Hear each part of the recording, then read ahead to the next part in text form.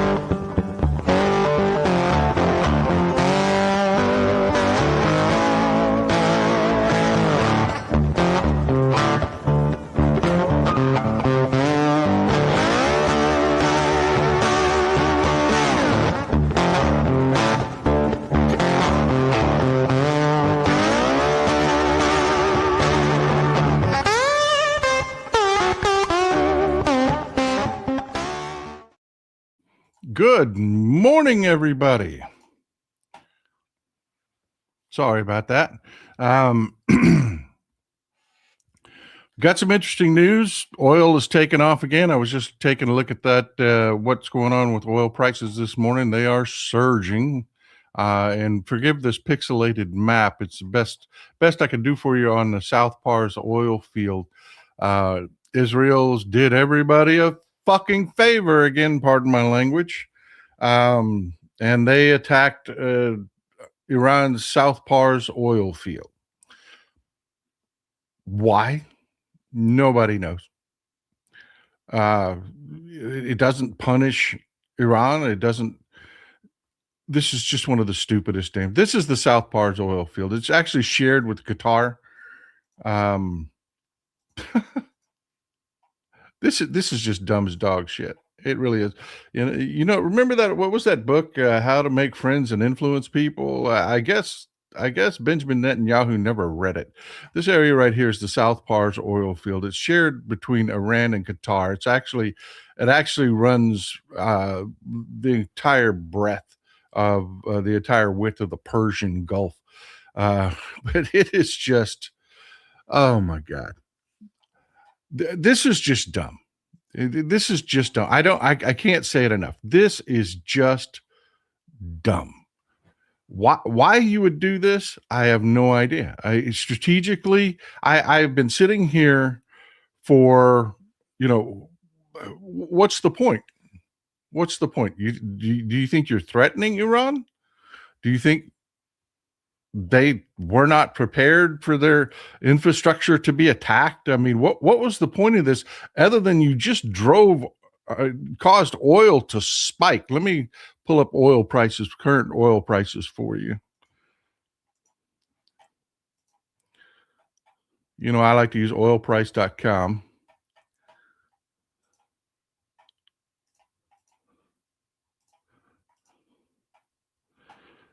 Yeah. West Texas Intermediate crude was actually last night down to about $90 a barrel, a little over $90 a barrel. This morning, after this idiocy, it's back up to $100 a barrel. Brent crude is all the way up to $110 a barrel.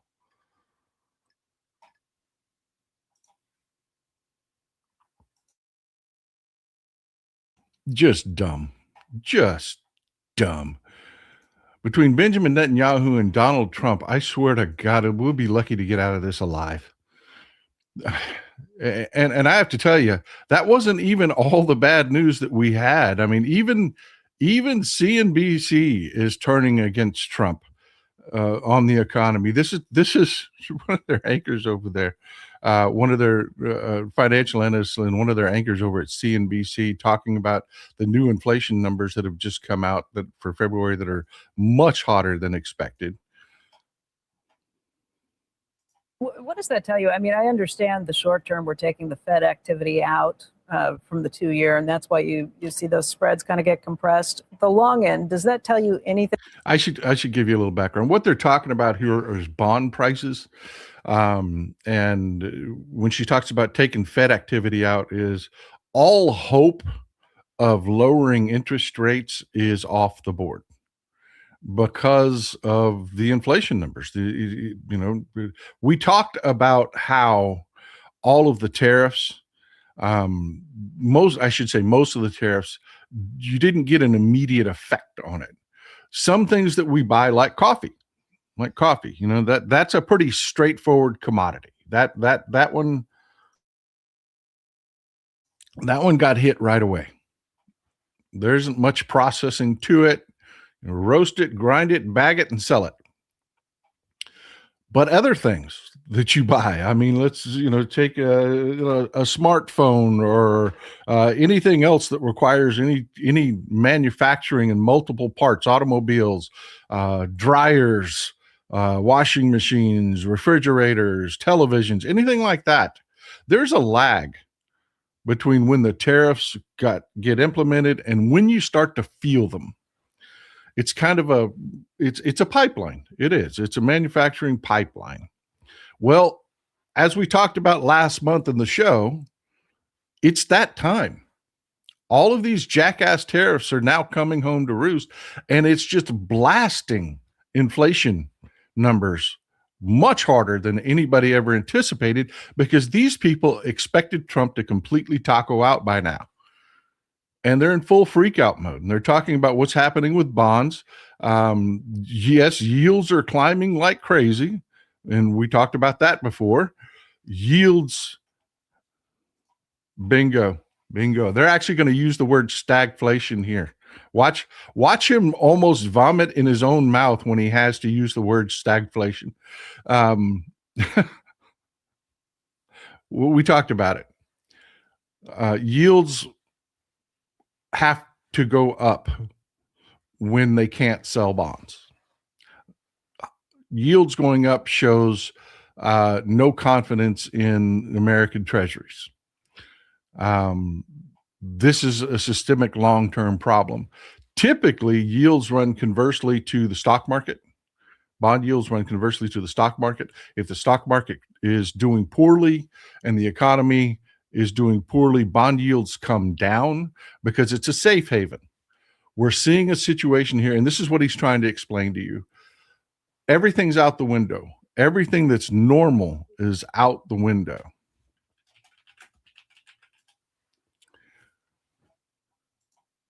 And man, just listen to what he has to say. Listen to him when he has to say the word stagflation. What does that tell you? I mean, I understand the short term, we're taking the Fed activity out from the 2 year, and that's why you see those spreads kind of get compressed. The long end, does that tell you anything about how people are seeing the health of the economy down the road, or is it something else? I do think that there is part of that reflected in this as well. It's almost the worst of both worlds.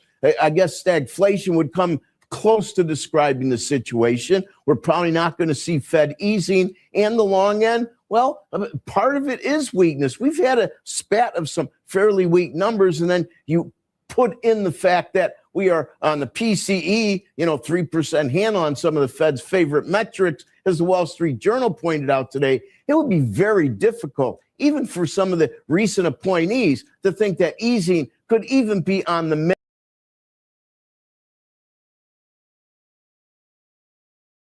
You hear him say the quiet part out loud. Even the new appointees, he's thinking that these are more Trump-friendly people. That these are more. No. The Fed Trump-proofed itself. It did. It did. It brought in people that were straight shooters. That's the one thing, folks, that you can rely on. The Fed Board of Governors has not been Trumpified. They are going to respond to the economy as is. No politics, no bullshit. So yeah, interest rates are not coming down. We've got a slowing economy. This is the Dow right now.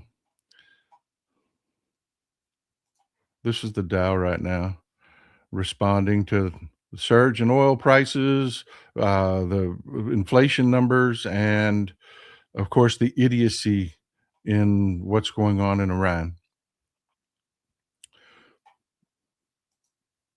I mean, it's just been a mess. It's just been a mess. Any way you slice it, it is just a mess.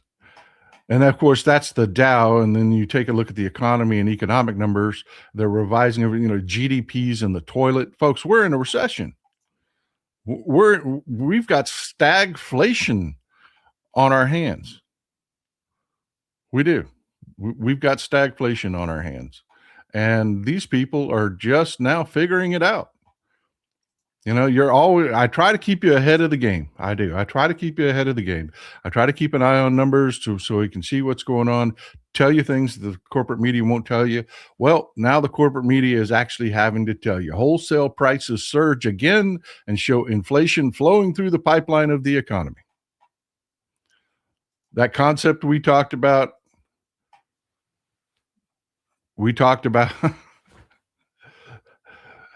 yeah, the tariffs are here, folks.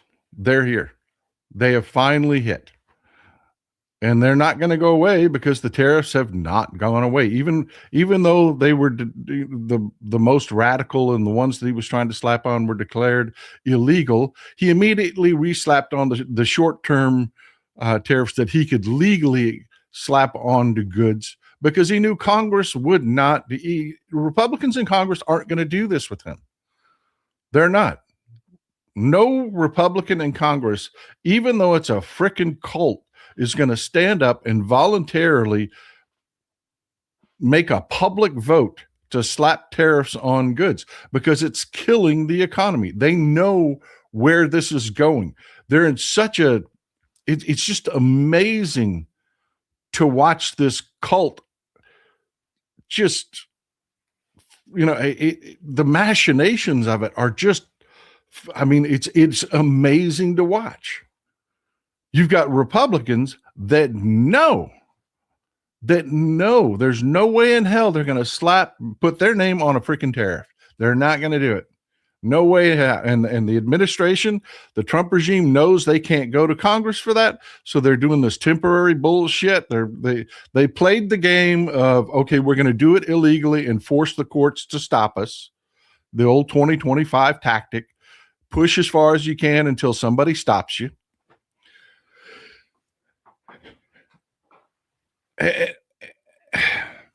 It's just insane. The weave. It's just insanity. It is just crazy. And we've got more to talk about with machinations inside the cult when we're talking about Joe Kent. Before we get there, let's just set the tone a little bit. I mean, this just happened. And I want to give credit to this account for actually, I had two different posts here from Donald Trump, and this guy lumped it into one image. So we're going to give him credit. Nash is here for it. I don't know anything about him, but he did a good job with this. So let's call it out and say, hey, good job, man. Kudos to you, brother. But he took both and put them into one post. This is the kind of thing that we're talking about. Just the stupid shit. The post on the bottom was the first post. And it said, I'll read it to you. I wonder what would happen if we finished off what's left of the Iranian terror state and let the countries use it. We don't be responsible for so-called straight STRAIGHT ? Put a pin in that. We're going to come back to it. That would get some of our non-responsive allies in gear and fast. He's talking about just abandoning it.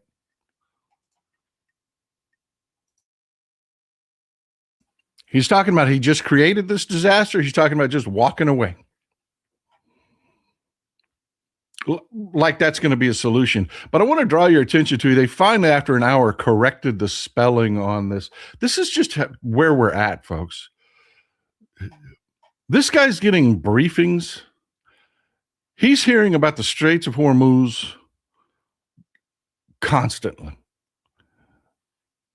And putting brains, can't even spell it. Folks, The two words are not related. Straight comes from the Latin term strictus, to bind. It's where we get the word constrict from. It's a naval term. It means, yeah, you should dire straits. There you go. There you go. One of my favorite 80s and 90s bands. But it means, straight comes, it comes from the Latin term strictus. It means to draw tight or to bind.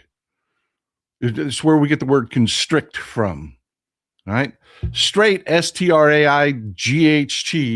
comes from Old English, the Old English word stricken. It it means to draw or to straighten. It was kind of a blacksmithing term where blacksmiths would take, you take a piece of hole in a piece of metal and get a molten piece of whatever, copper, steel, whatever you want to make, copper wire. You pound it through till you can get a hold of it. And then you grab a hold of it and you pound on what you've got a hold of it and you drag it through that hole. You just pound it through that hole and it pulls it straight. It's stricken, Old English. Two unrelated words completely, but here we go. Here we go. Sorry about that. Mrs. Texas Paul is enjoying a trip, and she's trying to join us, but she keeps trying to join the actual broadcast. Okay, welcome. Baby, if you want to join the broadcast, you got to turn your camera on, which I know you don't want to do. But yeah, this is the president of the United States. This is why we give these guys staff. Everybody does a typo. Everybody does dumb stuff. It happens. It happens. Everybody does dumb stuff every once in a while. And this is why we give him a staff. This is why he has people around him. But no, we've got this pudding brain demented moron sitting there at 6 o'clock in the frickin' morning. Pardon me, 6 o'clock in the evening, just sitting there, just banging away on social media. I mean, isn't that just mind blowing enough that we've got a president that's just sitting there on social media all the time, every damn day?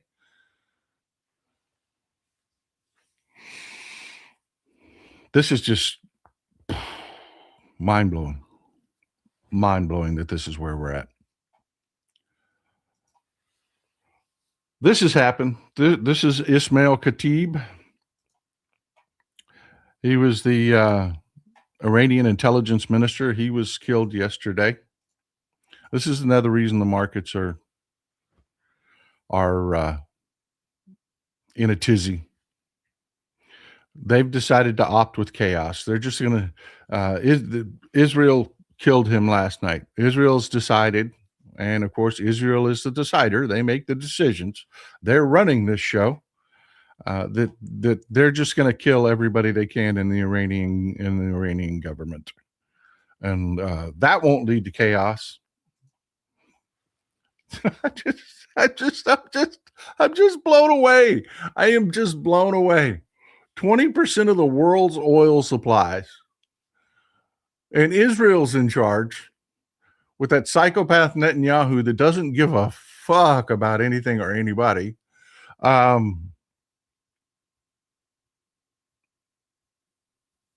Everything has gone as disastrously as it could possibly go. I mean, well, I guess that's not true.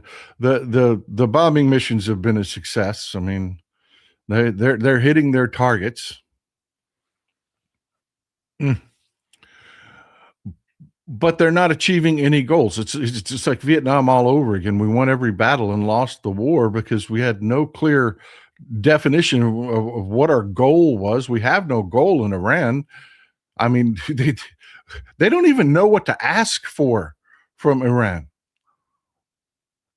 And the president of the United States is at the point where he's actually putting out social media posts threatening to just walk away and leave this mess going on. Meanwhile, they also killed Ali Larijani. And they think this is a good thing. He was secretary of the Supreme National Security Council. This was actually the guy, by the way, that they were thinking that they could just foist into power. This is the one they wanted to leave standing. And they killed him. They killed him. He's dead. He's dead. Oh, folks, I just I mean, what's the goal? You've ended the revolution that was brewing there. You've got a supreme commander that's now in a bunker that you can't reach, who is just hates Israel and the United States with the passion of 10,000 suns because we murdered his family, including his wife and kid. I mean, just this makes no sense. These people make no sense. They have no plan, and no one can tell us at all what is winning. No, really. You're some of the smartest people I know. You are. Can anybody tell me what winning this looks like?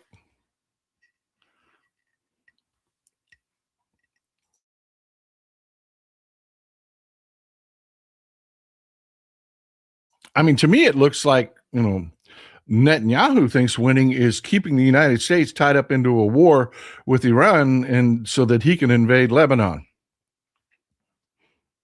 I mean, that's what winning to Netanyahu looks like. But to the rest of the world, I mean, has anybody been briefed at all as to what our goal is? Nobody knows. Nobody knows. I don't even think, I honestly don't think the military knows what the goal is. This is a disaster, and at the absolute worst possible time for our economy. Like I was saying, you've got the tariffs that have been working their way through the pipeline. We've got just tons of people that are around the world that are just pulling away. Tons of countries that are just pulling away from the United States, that are just have had enough. There's no more. I mean, I hate to sound mealy mouthed about this, but there's just nothing. I'm gobsmacked. I am. I mean, we knew it would be bad. We're going to talk about Joe Kent here in a little bit. And that is just a perfect example of why it's bad. But it's just, and we knew it would be bad, but I don't think any of us had the imagination to actually picture. We knew the potential was there to destroy the global economy because Trump is a freaking moron. But I don't think any of us, I know I didn't envision this. I know I didn't. Hey, let's get into a war in the Persian Gulf where we just can't, with no allies, no preparation, no nothing. No reason. There was no imminent threat, no reason to attack. And in fact, that's why Joe Kent resigned. Let's go ahead and talk about that a little bit. Let's talk about Joe Kent. This happened. Our Joe Kent ran our National Counterterrorism Center. He reported directly to the Director of National Intelligence, Tulsi Gabbard. Doesn't it just sound stupid to say that out loud? Director of National Intelligence, Tulsi Gabbard. Before I get into this, there was something I was thinking about last night. I was just sitting there, just sitting there, had some quiet time. And I was just thinking about that whole DEI thing. And it just hit me. The Trump regime is exactly what they in their fantasies think DEI is. It's just white. Stick with me. If you ask Cletus what he thinks DEI is, he thinks it's you hire unqualified brown people and give them jobs that they're not qualified for, which is not what DEI is at all. DEI is get the best applicants no matter where they come from, no matter,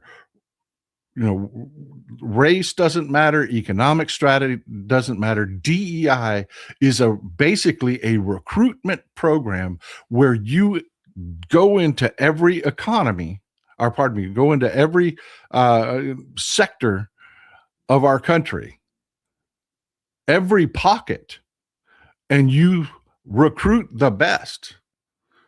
And if they're not financially able to go to college or whatever, whether you're talking about DI and college, they don't have the means, you find the means for them. That's essentially what DEI is go get the best, no matter who they are, where they are, and promote that. That's what you do.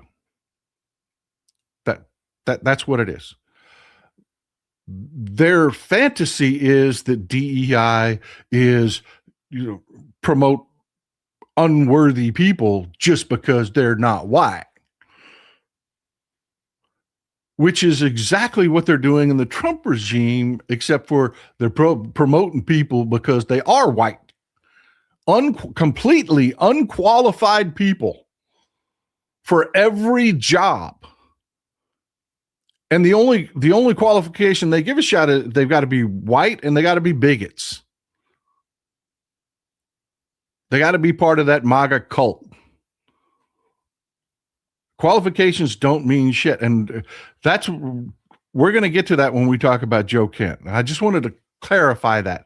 That's why Tulsi Gabbard is the director of national intelligence. She is a moron. She is not a bright person. She's not even a very good candidate. I mean, anyways, let's go to some comments and we'll go to Joe Kent. You get what I'm talking about, though. You get what I'm laying down. They're literally creating in the Trump regime what they imagined in their fantasy brain what DEI was, which it actually isn't. They just made a white DEI, fantasy DEI, not real DEI. Real DEI, again, would be go get the best, no matter who they are. It's like, I guess we call it mirror DEI, or y'all come up with a good name for that. But it just struck me last night, literally, their fantasy about DEI is what they're doing in this government.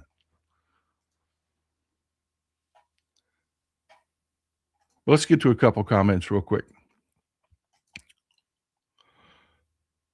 Paul, have you seen Trump's hissy fit after Venezuela beats us U.S. 3-2 in the World Baseball Classic final? He is so mad that he wants to annex them. No, I haven't seen that. I'll be honest with you. I haven't followed any sports or anything, even sports tied to politics. But that makes perfect sense for this baby, this demented man, and it's going to get worse. Ask anybody, talk to people. People in our audience have had experience with family members that have dementia. This is going to get worse. You come in this world a baby, you go out this world a baby, and Trump is on his way out. ET, also their natural gas facility, LNG is likely skyrocketing. Get involved, people. Yeah. The strikes last night were just stupidly insane. Mr. Will, hey, Paul, here with you. I was glad to see you, bud. Glad to see you, my friend. Toyota Corolla 9416. Just heard Iran sent a warning to the Gulf states to evacuate their gas facilities. After we just attacked theirs, things are about to get real, guys. Oh, shit. Really? I hadn't seen that. Really? Shit. Oh, guys, you have no idea what this is going to do to the economy. All right, let's pause for a second and let's just do a community thing. Huddle up, hug it in, go to the store, get a few canned goods, get a few dry goods. Talking about rice, flour, things like that, things that don't spoil. Our economy is about to go to complete shit. And you're talking about supply chain interruptions. It could get that bad. So just, yeah, I'm not saying be crazy. I'm not saying turn into a prepper. But hey, a little bit of pasta, some rice, some beans, some canned goods, put them in the pantry just in case, because shit's about to get crazy. Oh, you're talking about $200 a barrel oil if this shit continues. And I just had a great conversation last night. And you know what? Let me finish up with these comments, and I'll tell you about this conversation. Don't let me forget to come back to this.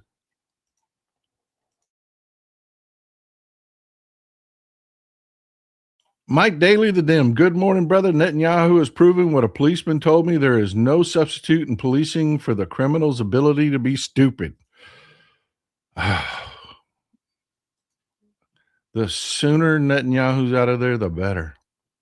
God, he's there till October. He's like Trump, man. This distance between now and the midterms with Trump is going to seem like a freaking eternity. Ollie, I'm feeling a Powell interest rate increase. I don't know that they're going to increase rates because of and I'm not arguing with you at all. You could be dead on. You could be spot on. I don't know that they're going to increase rates because the economy's struggling so poorly, doing so poorly. I think if inflation continues to tick up, if our choking economy doesn't naturally bring doesn't naturally bring inflation down in the coming months, which it should.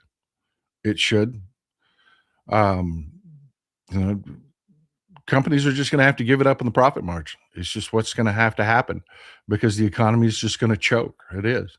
If they don't see that naturally happening, yeah, you could see some interest rate increases. You could, but I don't think in the near term you will.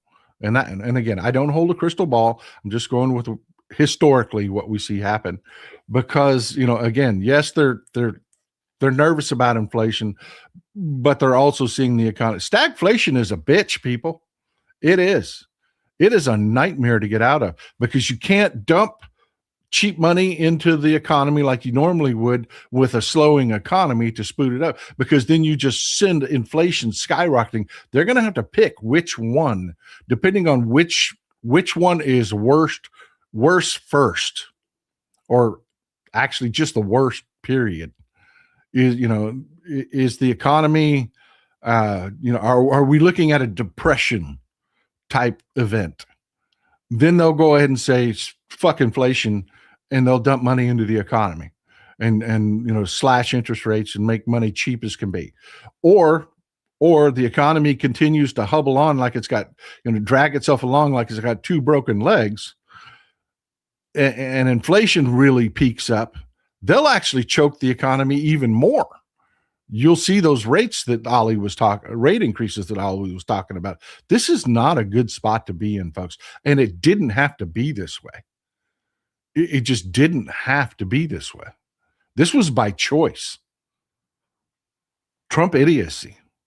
Jeremy Breeden, Americans must have a problem of understanding cause and effect. Every time Republicans are in charge, recession soon follows. It happens every time. Yep. This is why I put up with the death threats. This is why I put up with the bullshit. This is why I live in a red area where I get people that say the shittiest things and still wear my ride or die pin proudly when I'm out in public. Wear my Harris Walls shirt. I love doing that. I'll be honest with you. I love walking through Sam's Club wearing my Harris Walls shirt. You could just see, and every once in a while,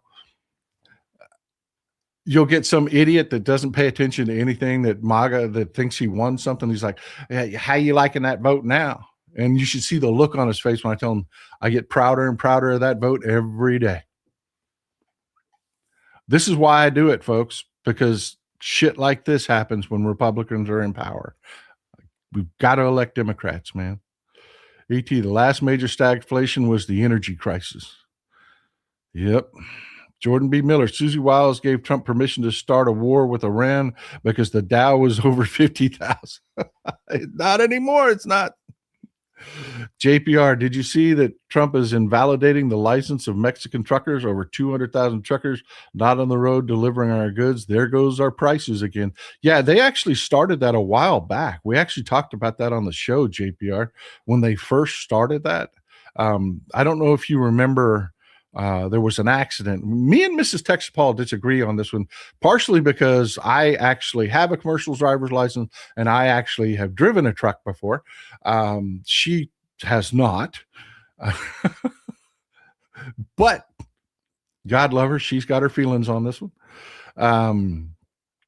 Do you remember the accident where the guy did the U-turn in the middle of the highway and the family slammed into them and died, slammed into the side of his truck and died?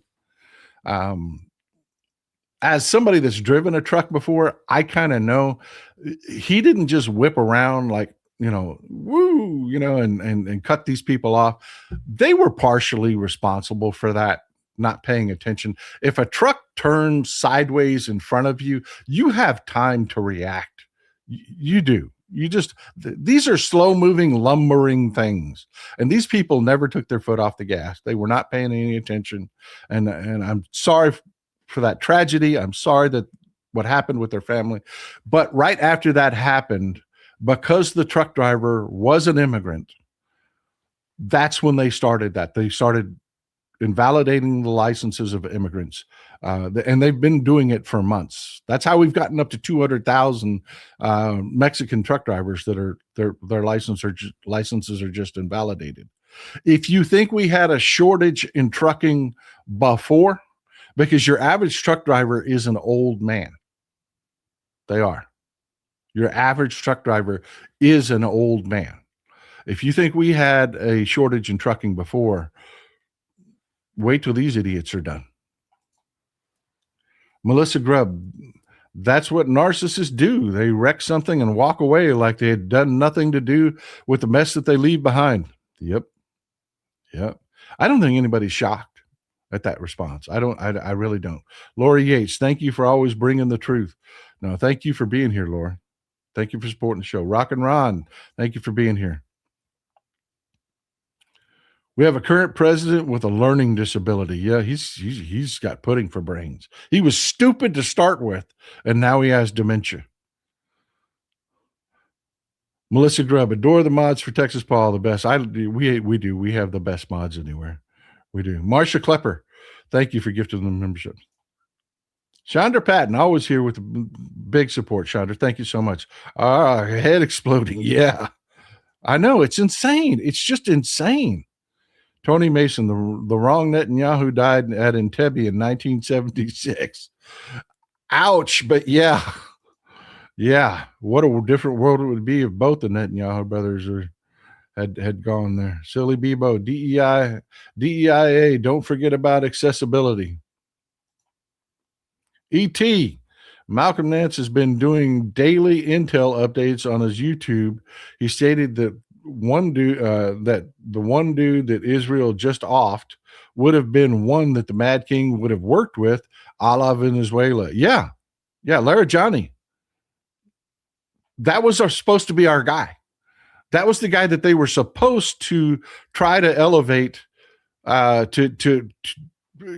didn't want Mustafa Khomeini. They didn't want him.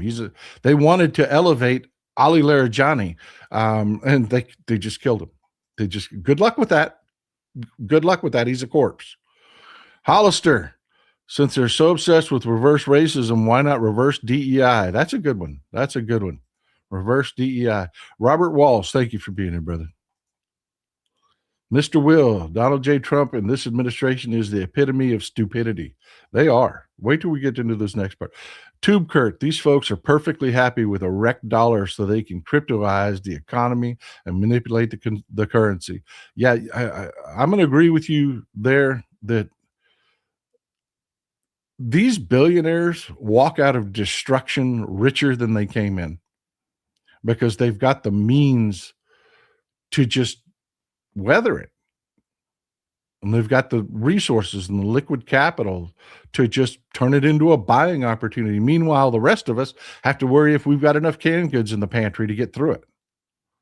Cape Mary Light broke down and bought a new fridge before the price goes even higher. Small sale at HD. Yeah, smart move. Smart move.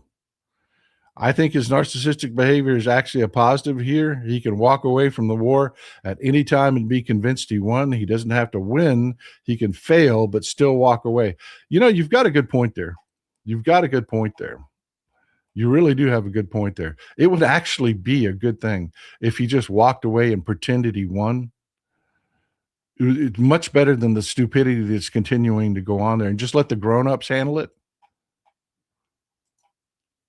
And the grown-ups being the rest of the world. And again, I can't apologize enough. Our international audience, I cannot apologize enough. We didn't vote for this guy. We opposed him. We tried to get the other person elected. This is not us. This is not who we are. This is the dumbest among us that have caused this, and we're very sorry. We're very sorry. But this happened, yeah, when a little bit, just a couple days ago. MAGA really has some people that believe the bullshit. They do. They've just got some people that believe the bullshit. They believe that the stuff, you know, I keep telling you, they don't give a shit about abortion. They don't. They don't give a shit about gun rights. They don't give a shit about anything. They don't. It's just an issue that can keep the dumbest among us distracted while they screw us. And their donors get richer, and the Republican Party gets more stakes than Merlot. That's all that stuff is, man. It's not something they really believe. But every once in a while, you get one of them that but is a true believer, man. It's a true believer. They believed that the Epstein files was full of Democrats and that it was a bad thing and that they had to protect children. And when they found out Trump was in it, you got a couple that believed, yeah, we still need to release the Epstein files. But most of them, no, they just turned on a dime because they really have no morals. It's all about the cult. Well, this guy, Joe Kent, who again was running our national counterterrorism service center, who never should have been, resigned over the Iran war. And when he resigned, he wrote a letter where he specifically said, Iran was no threat to us. This is a war of choice, and we don't do that. You're going to send people to die over an unnecessary war. And then he included the story of his wife. His wife was killed in the operation in Syria back in 2019. Little background on this guy, Joe Kent. First of all, he is not your friend. He is never going to be your friend. He is nobody that you get along with. He was ushered in to politics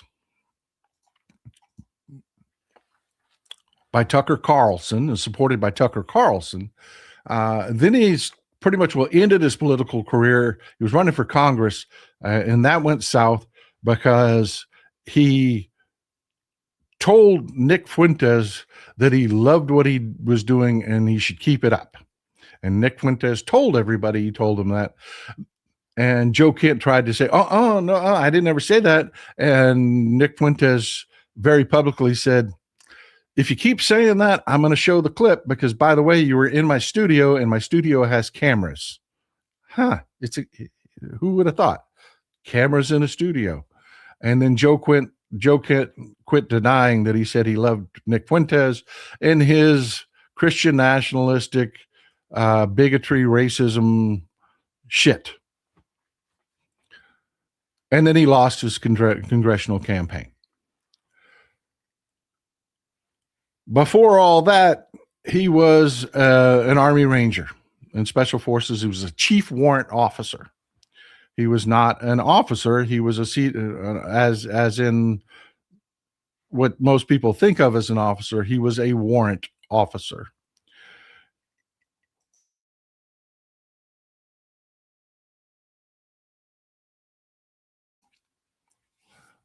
Or as Pete Hegseth likes to call him, a warfighter.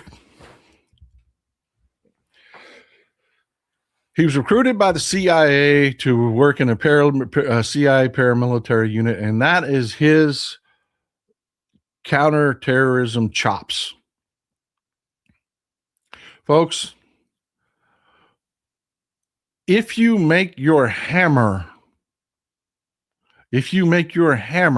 the manager of your automobile repair shop, your repair shop fails and goes out of business. You don't make a tool the boss. You just don't. And that's what Joe Kent was. He was a tool. As far as I know, he was a fantastic fucking soldier. He was good enough to be recruited by the CIA. They tend to not just recruit anybody. His wife at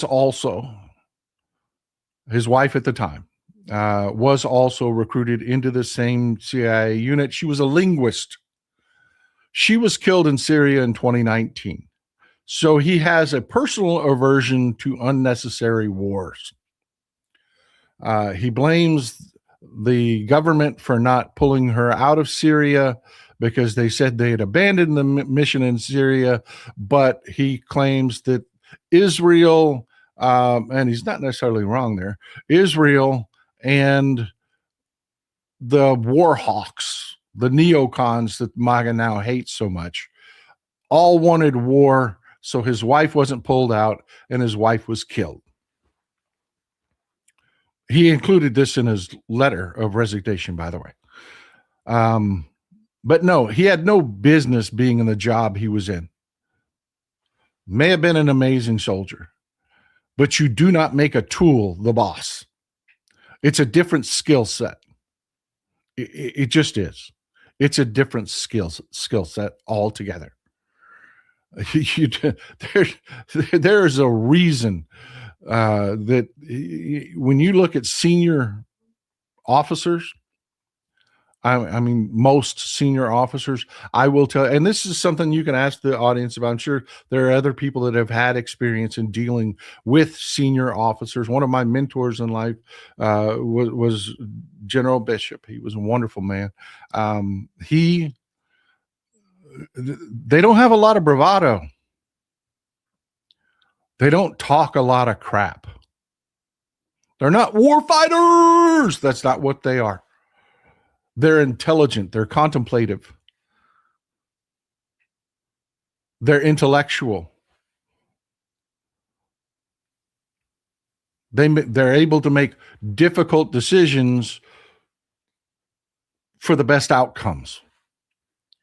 They're not operators. That's not who makes these decisions, and never should, by the way. It's two completely different skill sets. This guy should have never been in the job he was in. But his resignation and saying what he said about Iran being an unnecessary war, you can imagine what that's doing inside the cult.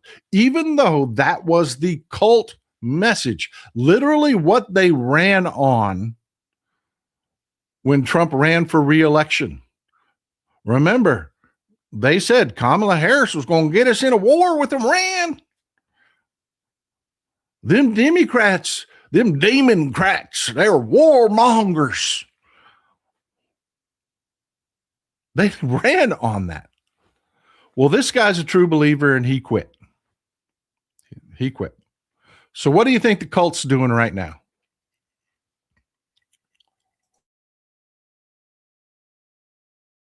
I'll give you a hint. It involves the sound beep, beep, beep, beep, beep. They have thrown Joe Kent under the bus, ran him over. They're backing up, and they're going for another round. They are pissed. Fox News, who once called Joe Kent the greatest thing since sliced bread, Hegseth that called Joe Kent the greatest thing since sliced bread. You got Trump going on Fox, and then here I actually have Trump actually saying it. 1 second.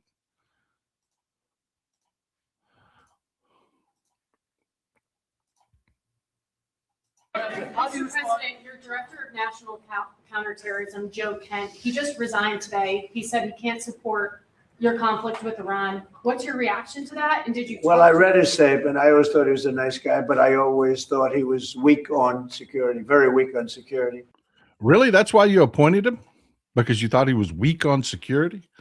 That's why when you appointed him, he was very strong. He was very strong. He's a strong guy. He'll hit him hard. He'll knock the hell out of him. But yeah, the entire MAGA cult has the worm has turned, man. They're now going after the people that think war is bad, even though they ran on war being bad. You got Dan Bongino, who's back behind he's back being a podcaster again. He's not a pretend FBI agent anymore. He's back to being a podcaster. He's on Fox News. All your Fox evening entertainment are all attacking Joe Kent. And the bots are out on social media, and you've got the paid right-wing shills that just a few weeks ago we're talking about how terrible wars were and how Donald Trump was the peace president. Donald Trump was the guy that ended wars and all that other. Now they're all over the place with, Joe Kent is a quitter. He's a quitter. And war's good. War is good. I mean, how many iterations of this have we gone through? That it was to help the revolution. Well, you ended the revolution. Well, yeah, but it was to stabilize oil. Well, oil is completely unstabilized now because I guess you didn't listen to a single briefing. You've got Dan Kane, chairman of the Joint Chiefs, running for cover, telling anybody that will listen, I told him not to do this. I told him. He ordered me to do it anyways, but I told him not to do this.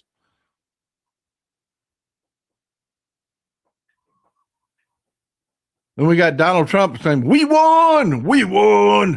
Yeah, Europe, you don't want to come on. Well, I asked you to come. You didn't want to come. Well, we won. We don't need you. You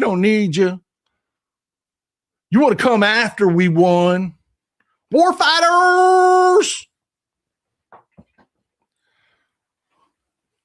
To Europe, will you please come? Will you please come, please? Back to, we don't need you. You know what I ought to do to you, Europe? You know what I ought to do to you, NATO? Is I ought to just leave. You'll miss me then when I leave. This is really, this isn't fantasy. This is really happening. I mean, wow, people. Wow. I mean, again, everybody thought it would be bad, but I don't think anybody imagined this. I know I didn't. I know I didn't. I thought this was going to go via, he was going to keep screwing around with the tariffs. The economy was going to sink and then everybody was going to abandon him. This was not on my bingo card. That he would absolutely, you realize we've known this forever, right? Iran hasn't been untouched for going on 50 years now because they're badasses or because we couldn't or because we didn't have the ability. I'm telling you folks, militarily, we're kicking the dog shit out of Iran right now. This is a one-sided fight. This is like Butterbean fighting a 10-year-old. I mean, it's just a gross beating that's going on. This isn't about military victory at all. It's because everybody has known forever. And Iran knows this. If you do this, you can't defend the oil infrastructure. You just can't. And you're going to tank the world's oil supplies. And this is a good time to point out that Trump killed all of the subsidies on wind and solar. All the things that were making us not need the Persian Gulf, not give Iran this kind of veto power on everything that goes on there, because all they have to do is hang on. That's all they have to do is survive. They don't have to win, because they'll be able to keep attacking the oil infrastructure that's there. And we can't stop it. And we knew we can't stop it. Dan Kane has come out and now publicly said, I don't know how much longer he's going to be in the job, but the chairman of the Joint Chiefs has come out and said quite publicly, I told him. I did. I told him. I don't see it going there, Michael. I don't think anybody has an appetite for escalation. Look what's going on in Europe. They're the ones getting hit. We're the world's largest oil exporter. We have oil. This is not going to kill the United States of America. Europe is fucked. Our European brothers and sisters in the audience should be livid and screaming at us. Be understanding if they get a little harsh in the comments for just how fucking stupid this is. Europe is screwed, and they're not wanting to escalate this. They're like, nope, we're not doing this. So yeah, World War III is not on my radar. That would take a lot of escalation that a lot of people aren't willing to do. What I do, and going back to that, when I mentioned that conversation, I've got a friend, Christian, that's worked in foreign services, and he's incredibly intelligent. I've actually had him on the show briefly once before. He's incredibly intelligent. So when I want to check, when I see something happening, and I say, I'll call Christian or somebody like Christian that I know that's got the chops in their particular field, and I'll say, hey man, check me on this. This is what I'm laying down. And what I told Christian yesterday was, this war is over. It's over in a matter of weeks. And not because we're going to win anything. Trump's going to claim that he won. And not militarily. Iran's not going to be militarily defeated. But this war is going to be over in a matter of weeks. Because if it's not, you're talking about a worldwide recession. We may be tipped into a recession already, but you're talking severe recession, possible depressions. And Christian was, he's got such a great heart. His first response was, yeah, that's best case scenario in rich countries. What's going to happen in poor countries is going to be extreme poverty. It's going to be starvation. It's going to be, he immediately went to the places that I never thought. That's why I talk to people. I always want to be the dumbest son of a bitch in the room. I do. That's why I love you people so much, because you're always so wired in on what's going on. I always want to be the dumbest son of a bitch in the room. If I'm the smartest guy in the room, I'm in the wrong fucking room. I am. because Christian immediately went to things that I never even thought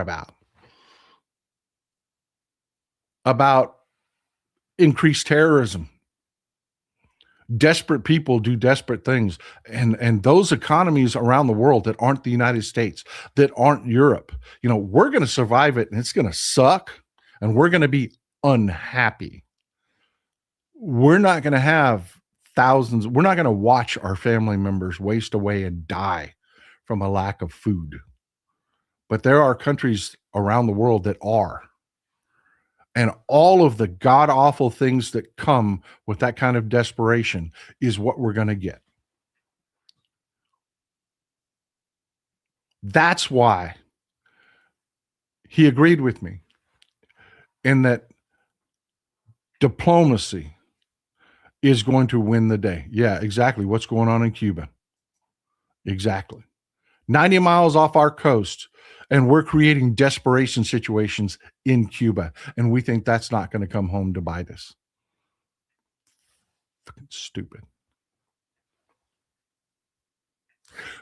But let me make my case here. Why I think the war is over in just a few weeks. Again, no crystal ball, and yes, this is a prediction. But if the smarter people in the room don't get involved, if the calmer heads don't get involved, we get that. Global recession, probably severe, and they know it. Do I think they get involved militarily? No, they've already signaled, no, that's not happening. What is happening is right now they've gone around the United States of America and they're dealing directly with Iran. And Iran has asks. And we talked about this in the last show. Some of them are ridiculous. They want all American ambassadors ejected. They want all Israeli ambassadors ejected from their countries. And then they'll let oil flow for your country. No one's agreed to that. No one's going to agree to that. But what is going to happen? Think about China a few decades ago and people's perceptions and relationships with China. And then think about it now, where China looks like the grown-up in the room and how tight those relationships are getting. Canada, ask our Canadian members of our audience.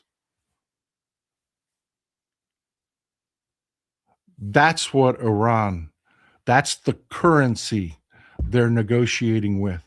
You're about to see Iran, Benjamin Netanyahu's worst nightmare. And also, by the way, the worst nightmare for all of those people that wanted change in Iran. All those Iranians that wanted a revolution, they're fucked. Because right now, you have those that control power in the UK. I'm talking about the big donors that are behind the politicians are pulling strings, and they're saying, make a deal. Iran is going to get out of this more favorable trade, more favorable diplomatic recognition. They're going to be elevated in the region,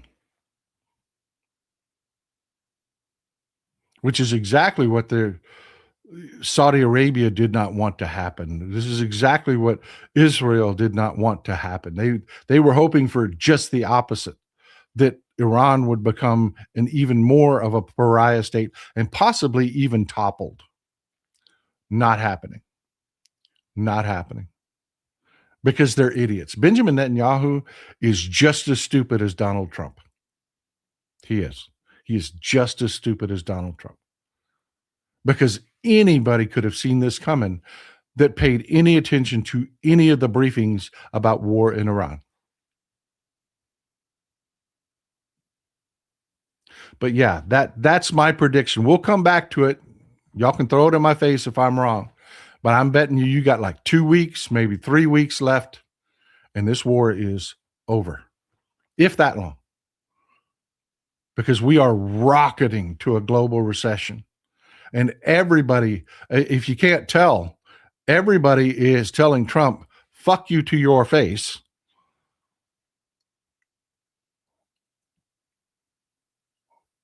and the grown-ups in the room are going to handle it.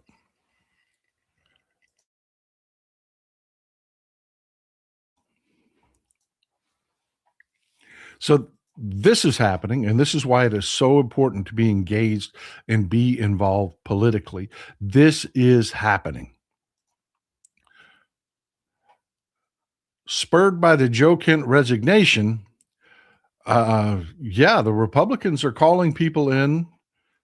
They've agreed to hearings, and they're getting testimony from intelligence officials about what's going on in Iran, about whether or not this was a mistake. And yes, this could have deep ramifications on Cuba. Definitely. This could have, because you're absolutely right. Everybody thinking, oh, Cuba would be next.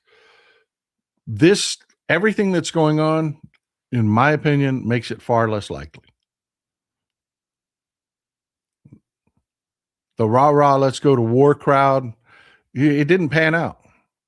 Just the opposite of what they thought would happen. This is their position right now, Metal Mark. This is their opening bargaining position. But again, these negotiations are happening. Italy, Giorgia Meloni from Italy is negotiating with Iran. Macron from France is negotiating directly with Iran. That's their opening position. Where they end up is going to be off of that. That's just what making the sausage looks like. But yeah, I want to caution everybody. Joe Kent is not your friend. He is not a hero. He is a MAGA bigot who absolutely loved everything about Donald Trump. He was fine in his position when they were covering up the Epstein files, and every damn thing that Trump did, he was fine with. He was okay with it. It was just this one Kool-Aid drinking moment where he stuck to being a true believer in his own bullshit. And this is where it gets interesting. This is where it takes a turn. This is going to be the first time that we actually talk about this. J.D. Vance smells blood in the water. Yeah. J.D. Vance smells blood in the water. Because it's coming out, it's being reported, and it doesn't get reported unless J.D. Vance wants this to come out. This came out of the J.D. Vance camp. Remember I told you how frustrated I was because there were so many in the corporate media that were willing to push that story that, oh, Vance is different than Trump, when it's complete bullshit. He's just like Trump. He's a fucking windsock. Whatever thinks will give him power is the way he goes. But narratives matter. Narratives are incredibly important. He is trying desperately to come up with this narrative that, oh, he's a loyal soldier, but he's not Trump. And he's not a warmonger. And he's not bullshit. He's the exact same person that told you to your face that, oh, no, we're not going to overturn Roe v. Wade. It's the law of the land, and then turn around and overturn Roe v. Wade. He is a fucking windsock. Whatever he thinks will get him and his oligarch. God, I love you people so much. I love you people so much. How tight is Al? He's controlled by Theo. Yeah, he is just like Trump. Whatever the oligarchs want, whatever power and money he can garner, that's who he is. But they're working on the narrative, and he smells blood in the water. He is behind Joe Kent resigning.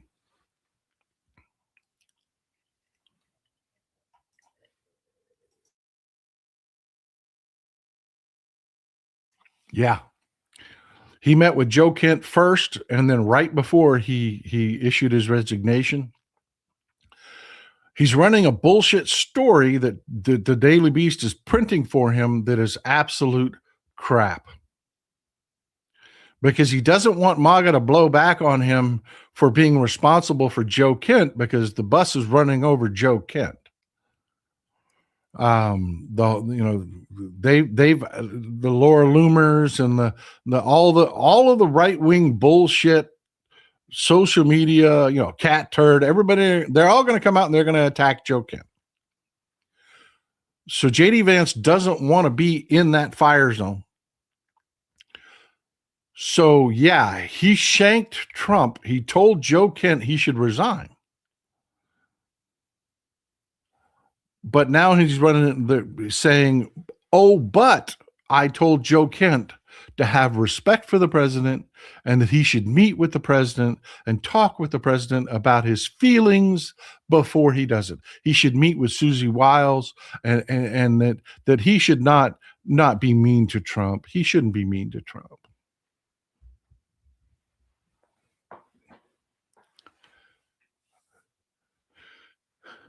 When a narrative is politically perfect, it's bullshit. It's bullshit. Trump or JD Vance shanks Trump over Iran. He pushes the narrative. Oh, I'm different. I'm not that guy. I'm you. I'm still you. I'm talking to MAGA. I'm still you, but I'm not that guy.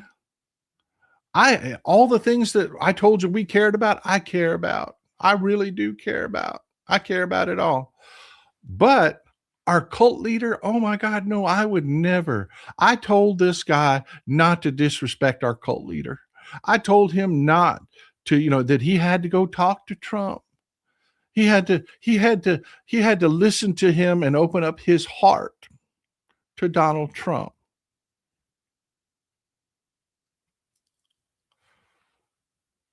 What a bullshit narrative. What a bullshit narrative. But it does tell us. Yeah, no shit. Et tu, Brute. Yep. Et tu, Brute. But it does tell us. Vance smells blood in the water, which means it's going to get real freaking interesting. Wait till you see what happens after the midterms.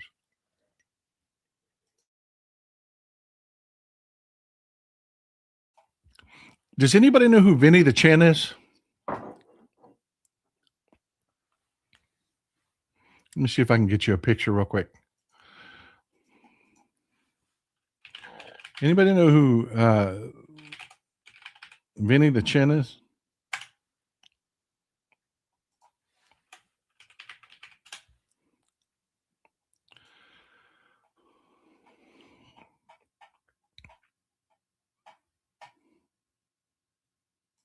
One second.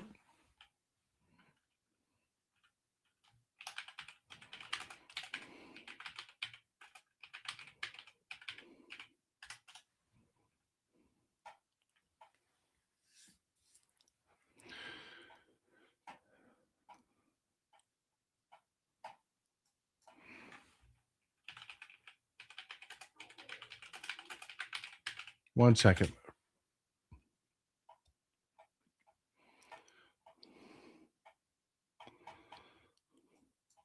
I'm trying to find you. There's a couple classic pictures of Vinny the Chin.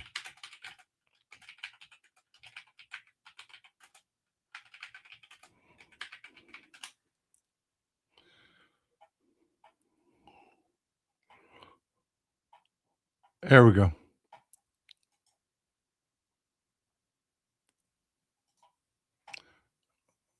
Ah, damn it. Don't want to use that one. That one's Getty.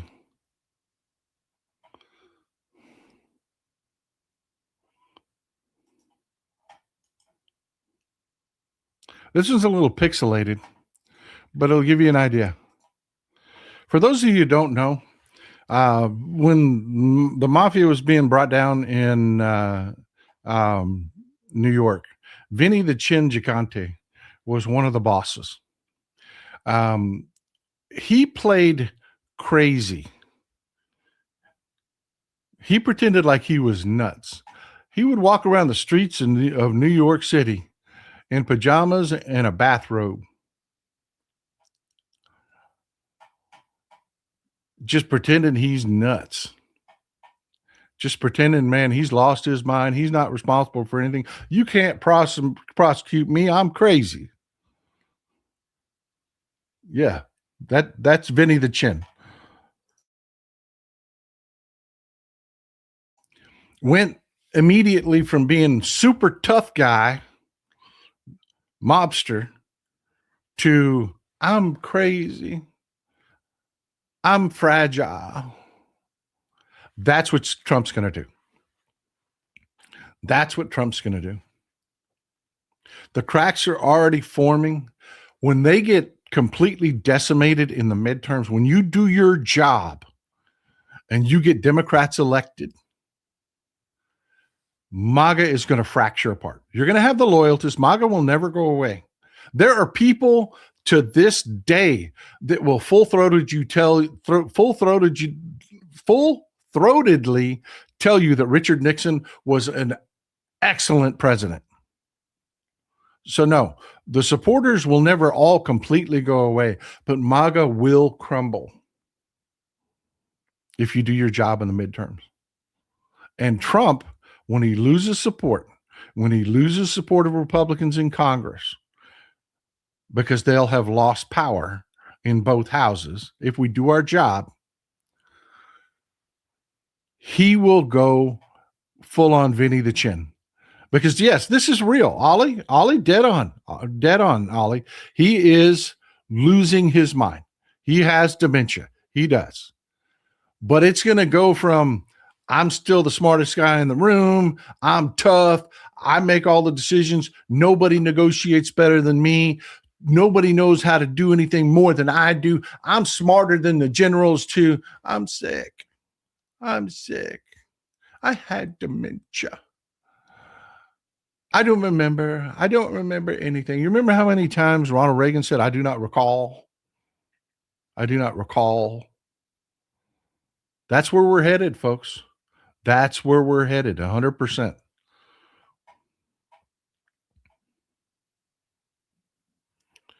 Glenn, thank you for gifting the memberships. Folks, there are memberships out there. There are memberships to be had.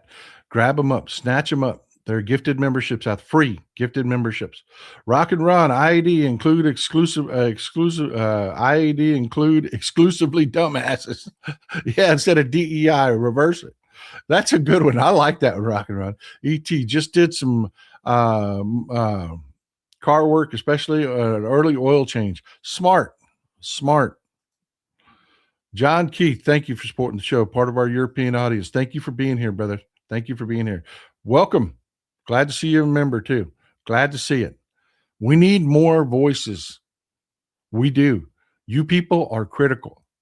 Our Norwegian audience, our Danish audience, we've got a French. I know we have somebody from France here in the audience. Yeah, we need you here, man. We need you here. We need your voices. Several people from the UK. Cyril, I see you. Cyril. I see you. Daryl, thank you for being here. Thank you for supporting the show, man. Really, I appreciate you. Cannot do it without you. JPR, the Republican Party no longer exists. Trump and MAGA hijacked it, and true Republicans let that happen. It's history. True. 100% true. 100% true. Everything that was left of the Republican Party now call themselves independents. And you watch out. These are people that a lot of you are thinking are allies. You follow them on social media. As soon as Trump's gone, they're going to turn on us. They just are. Rena, Trump went from we won in the Iran war in 3 days. After week one, we're winning. We're winning to week 3. We're also doing so well. We don't need need allies' help. To why is NATO not helping? Yep. The machinations have been incredible. ET, we need some kind of under the bus emoji. That's a good idea. That is a good idea. I'm going to do that. Hermana of Delphi. Thank you, sister. Thank you for being here. He doesn't need to wreck the economy. Ted Lieu said it on camera. The files show the POTUS has raped children. Even Iran knows it is global insanity. Keg's breath in charge is worse. A tool with makeup cheerleading war crimes. Yep. Yep. J.W. Wilmink. I'm going to go with they there. They're like the joke. The car is going the wrong way on Interstate 20. The guy driving on Interstate 20 says, one car going the wrong way. There are hundreds of them. Yeah. Yeah. Yep. Lori Yates.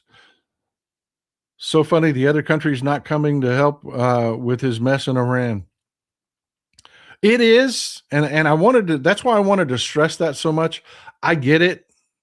Everybody is having a little schadenfreude from the fact that this is blowing up at his face. But I just want to warn you that the grownups in the room who didn't want this to happen, don't want to be involved in it, they're going to put an end to this because it will drag us into a global recession. Mr. Knudsen, electing the dumbest man president a success yet? I'm sorry. I cannot apologize. I am sorry.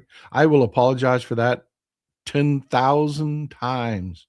I didn't vote for the guy. I voted for Kamala Harris. I voted for Hillary Clinton. I've always worked to oppose the man, but I'm sorry.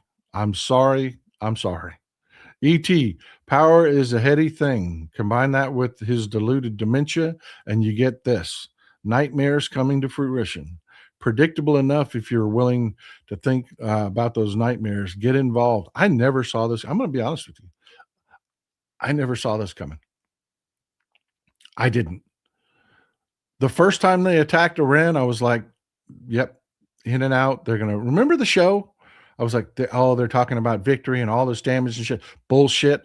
This was for show. It was a spectacle. It wasn't, an actual, I never expected a full on real attack of Iran.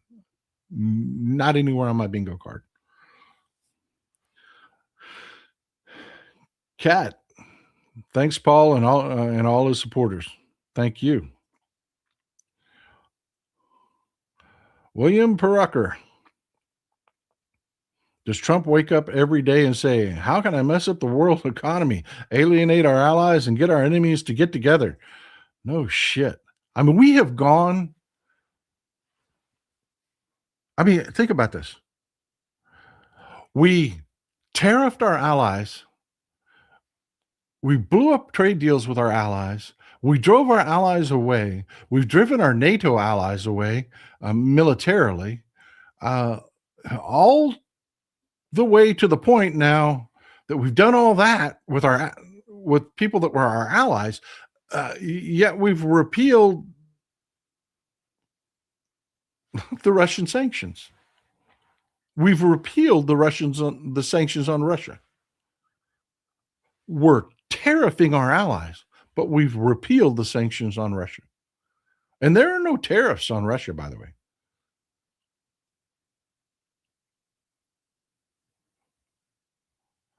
If you had to write down 5 years ago, 10 years ago, what would a president need to do to destroy the United States of America?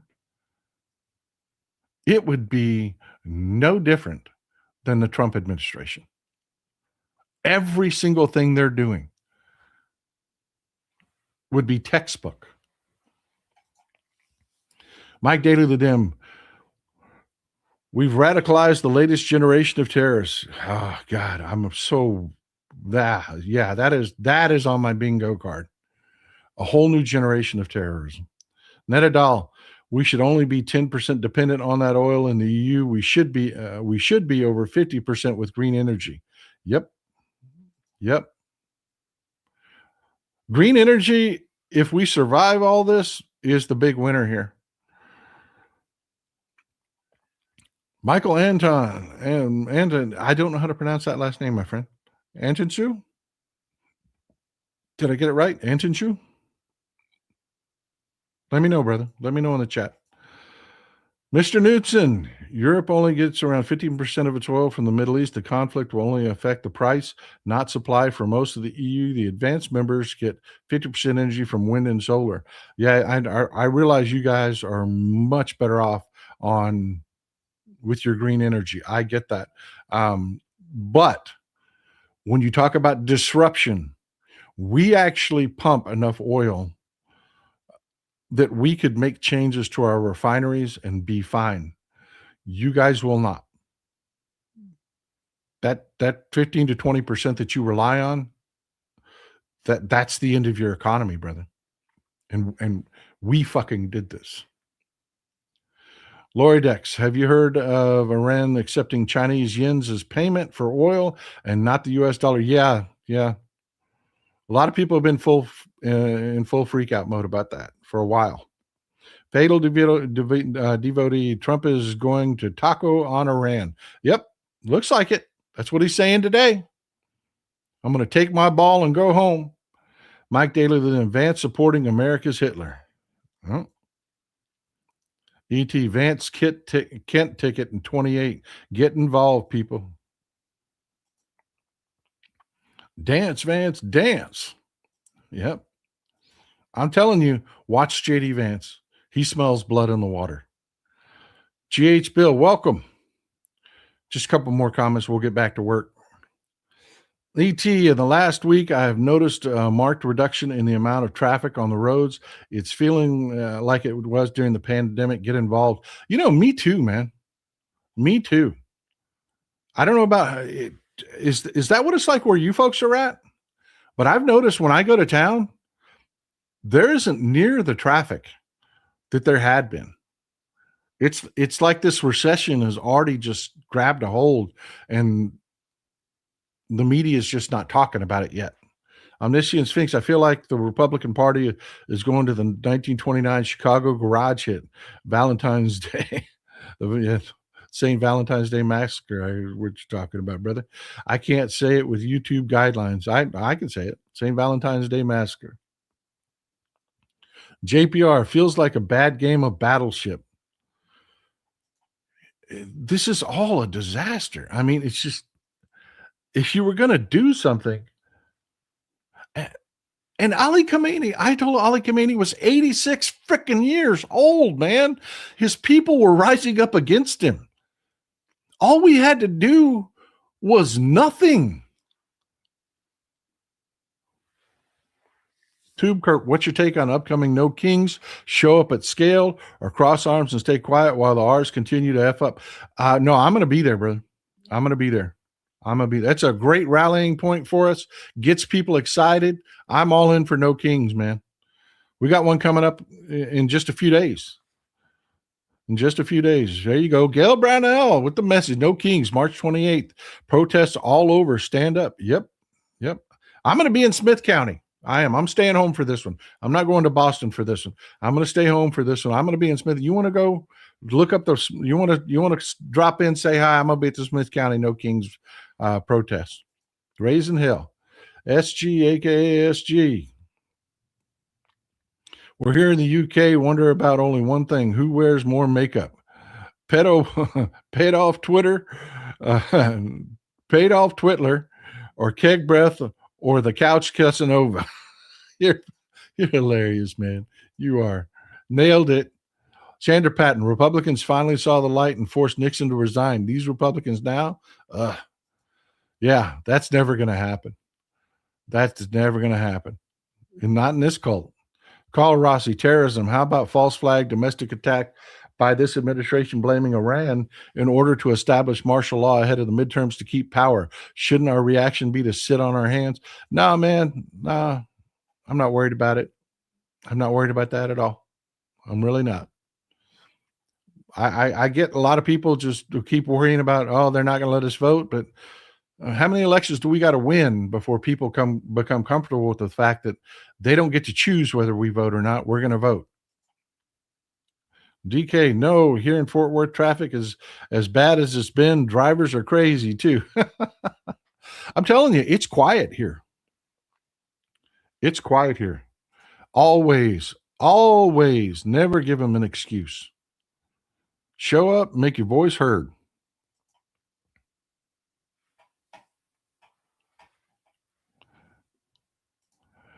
This right there, metal mark. Yeah, you're seeing far fewer trucks on the road.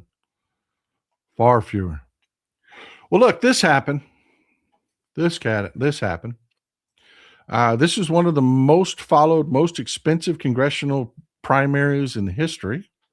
A lot of people supporting Kat Abughazaleh out there and her very strong anti-AIPAC stance. She absolutely defeated AIPAC, but she came up short.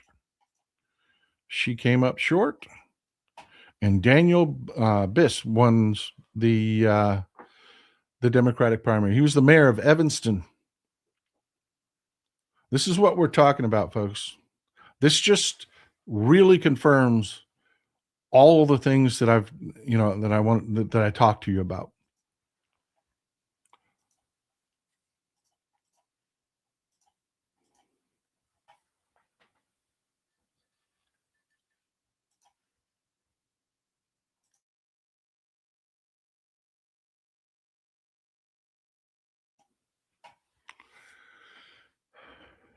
A lot of people really like Kat Abughazaleh. I like her. She ran an amazing campaign. She really did. She ran an amazing campaign, but there were a few flaws to it. How many times do I have to hammer home? We cannot forget that elections are not just us, that we're not just talking to each other. How many times do I have to tell you social media is not the country? You cannot run a campaign only on social media. That's how you lose elections. That is how you lose elections. Biss, he's old school. You know, I tell you over and over and over again, get involved locally. Get involved locally. And that's how we win. Bodies in your local Democratic Party, that's how we win. Kat Abughazaleh, she really did. She ran, she did the work. She did. She worked her ass off trying to get her message out there, and she had a lot of support on social media. She did. Her anti-AIPAC message, man, it really hit home, and she achieved her goal. She achieved her goal. One second.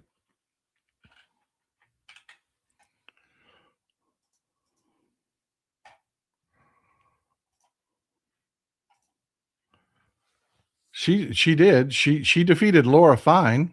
This is Laura Fine. This is AIPAC's preferred candidate. They spent a fortune on her campaign. She's an Illinois senator.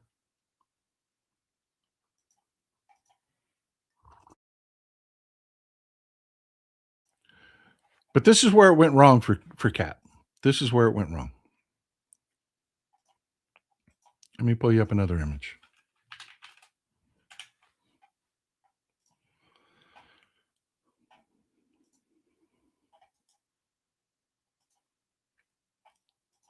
This is where it went wrong for Kat.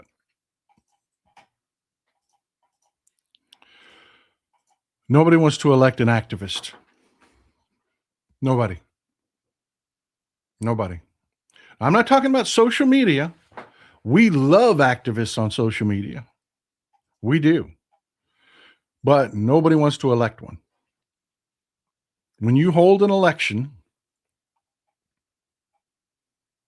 this is not how you win. In fact, the activists have been slowly removed from Congress.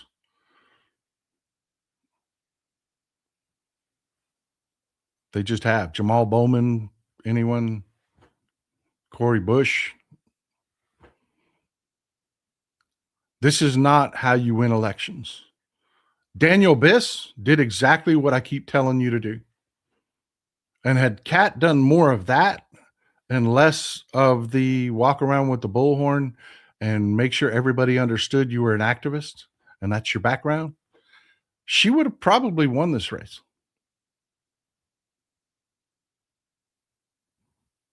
But I got to tell you, folks, the recipe is really simple. This old school politics works. You build a campaign, you knock on doors, you talk about issues that people care about, and then you look at your opponent and you say, look at that fucking guy over there. Look at all the shit he's doing. And you piss your people off about everything your opponent is doing. If you run a campaign that is saying, look at me, you're a loser. Your campaign cannot be, look at me. Why? Let me see if you've been listening. Tell me in the chat, why do campaigns that are about look at me and look at what I've done, losers, always losers?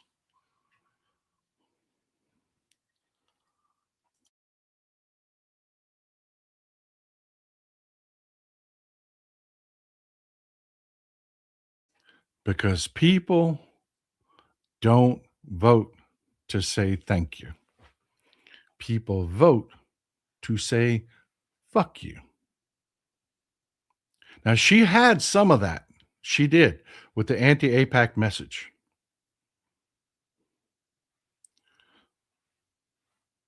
But that's not what people vote for. I keep warning people. The world is not social media. It's not. The things that, have the activist excited don't always win in the real world. They just don't. Yes, you've got to talk about the boring shit. Yes, you've got to say, look, I'm going to do this, this, and this, and this. In fact, I had a conversation with a candidate one time, and I'm not going to call them out. They lost. I told them, you need to promise this, this, this, and this. And they're like, I can't do that. I don't control that. I said, what the fuck are you talking about? What are you talking about? Are you not going to work to make those things happen? He's like, yeah, but I don't control that. I can't tell people I'm going to, and then I won't get it done and they'll be mad at me. Listen.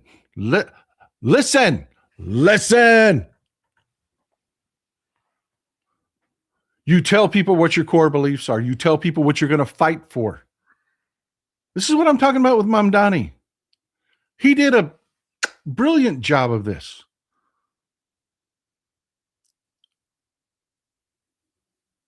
He did a brilliant job of this is who I am. These are my core beliefs. This is what I'm going to fight for. I'm going to try to make this happen. And then you do all that you can when you get elected. But you don't make that your campaign. That's just the foundation. The rest of your campaign, all the flowers and the landscaping and the pretty walls and the roof and all of that are saying, look at that fucking guy over there. Fuck him. It's not hard. That's how you do it. It's really not that hard. If you're in a campaign where you're talking about you and you're enjoying the attention, you're losing.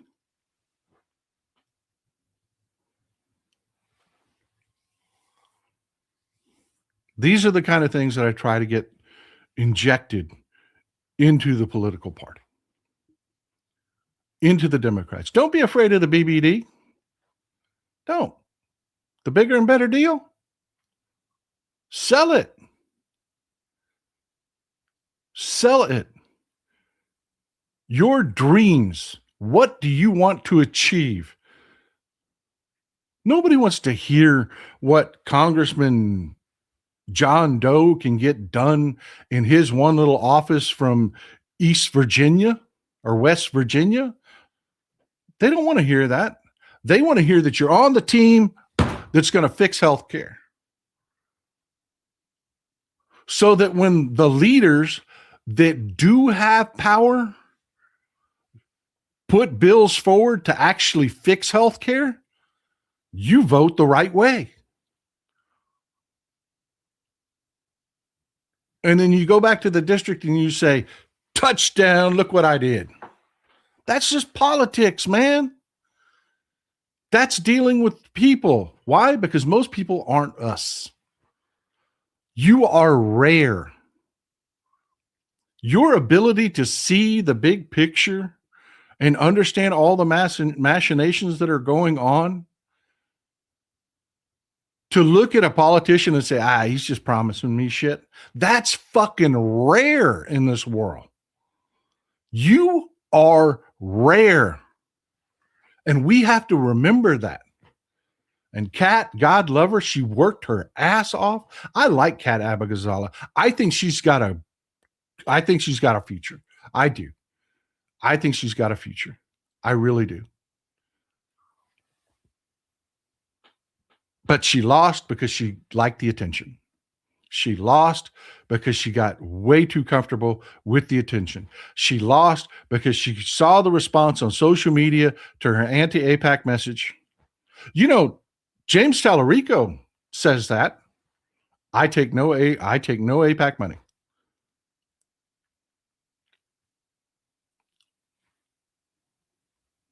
He says it. But it is one small part of a very big package.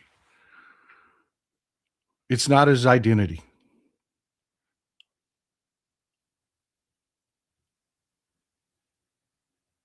So yeah, God love her. Thank her for showing the, because man, it is a big deal. It is a big deal. You can't imagine how hard these people work in these campaigns, how much of their life it consumes. They work their ass off. And I have nothing but respect for Kat. And when I talk about the things that cost her victory, I just want her to hear me and know that I got her back, and that you know, hey, don't do this in the future because you've got a bright future. And I'll give you two examples. One, I already talked about Mamdani. I put a message out the day after Mamdani got elected. I said, okay, huddle up. Huddle up. Community, huddle up. We got Mamdani elected. We did the work. We knocked down all of the cleaned up our own backyard. The Andrew Cuomo people, we got run out of town. We didn't allow the party to split. We did everything we needed to do. Mamdani put out a great message. Now here's the reality. Now he's got to govern. Now he's got to govern. And he's got to transition from political promises to governing and the reality of governing.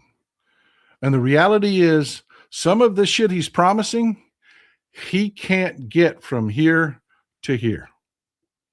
Because in between, there is a fuck ton of resistance. He's going to get some of it through. He's going to get a lot of it through. And the more we stay on his train, the more we keep supporting him, the more of that shit gets through. But not all of it will. And what do we have? We've got the extremists, the purists, already turning on Mamdani. It's happening. It's happening. I've had to put video after video out about don't do that shit. Don't listen to this nutter over here saying, oh, well, he didn't do this and now I'm out. Bullshit. We're wearing the ride or die, baby. Ride or fucking die. We're wearing the jersey. We know the process. We know how it works. We're the smart ones in the room that can understand how the game is played. I'll tell you another one. AOC. AOC. You remember when AOC was part of the squad? You remember that? Let me tell you how smart she is.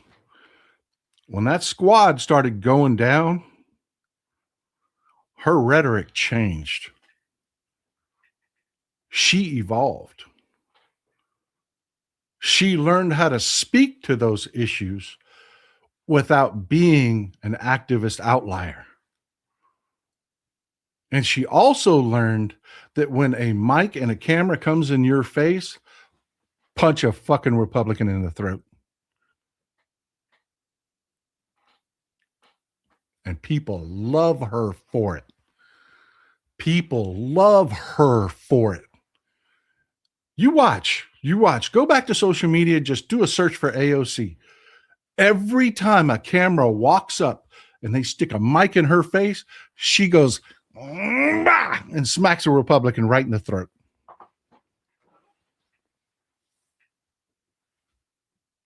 That's how it's done. That's why I told you people. She's going to have to build relationships. It takes a lot of power to be a leader. It takes a lot of power and support, and that comes through relationships. She's still doing that, but she's figured out how to message, man. She's evolved. She is fucking brilliant. You watch. She's on her way. She is on her way.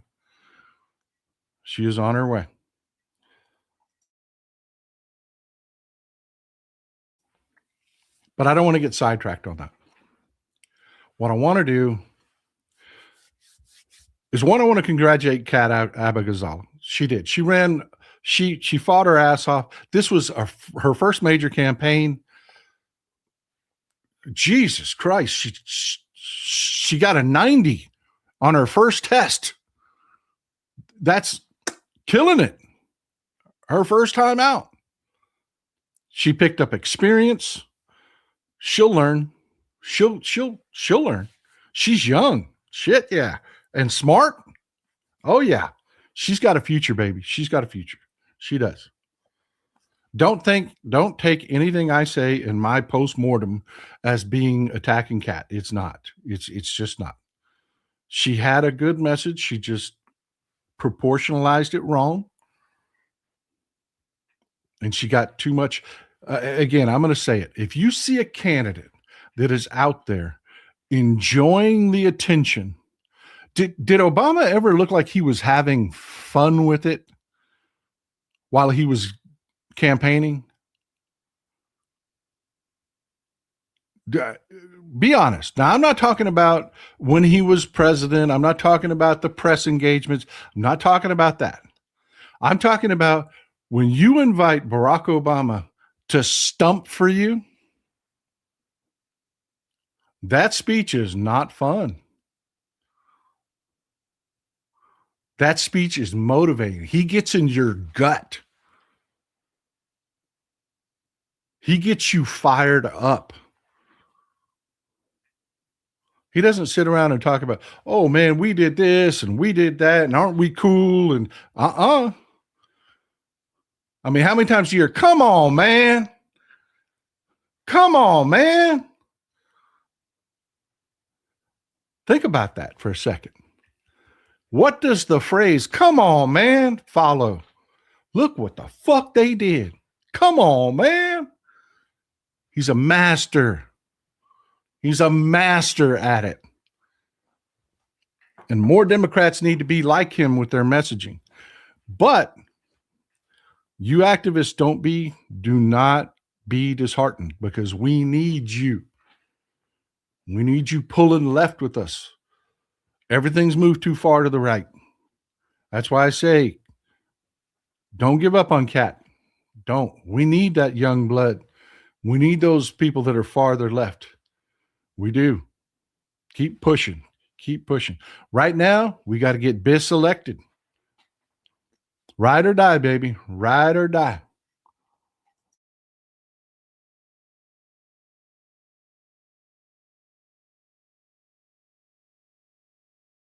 So who's with me? We're going to get Daniel Biss elected. I'm going to invite him on the show just for you. I'm going to invite him on the show. See if he'll come. Are we going to get Biss elected? Hell yeah, we are. Hell yeah, we are. Ride or die, baby. Ride or die.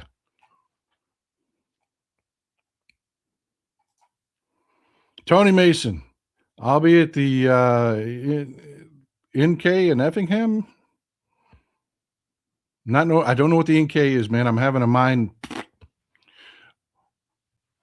We're in Ruby Red, Southern Illinois. That's the ones I love, man. I love the big ones are great. Like when I went up to Boston for the No Kings Day in Boston, that was That will feed your soul. If you ever get a chance to do that, go to LA, go to one of the big cities for one of the massive No Kings rallies. That will feed your soul, man. But the coolest ones are the little towns where you see 150 people in a town where elections get maybe 1,000 people to show up. That's fucking cool, man. That is cool. ET, Citizens United must go. I agree, brother. I agree. McBashes, don't care what they try. We will be voting whether the Republicans like it or not. Amen. That's the fire I'm talking about. I ain't asking to vote. I'm voting.